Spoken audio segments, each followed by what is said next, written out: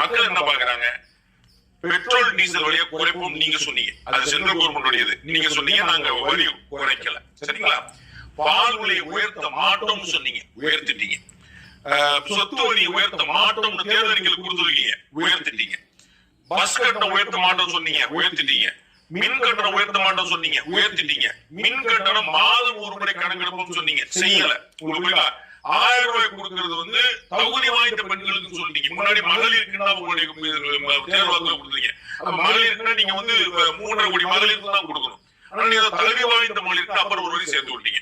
அப்புறம் மாணவருக்கான கல்வி கடன் குறைச்சிக்கலாம். இப்படி 150 கேள்வி வைக்கிறாங்க. இது வந்து காமன் மேனுக்கு தெரிஞ்ச விஷயம். நான் என்ன சொன்ன போல மதுரையில ஒரு பெருந்திட்டம், கோயம்புத்தூர்ல ஒரு வளாகம் அப்படின்னு சொன்னா அதை வந்து அவங்க கவனிக்கல, அவங்களுக்கு தெரியாது.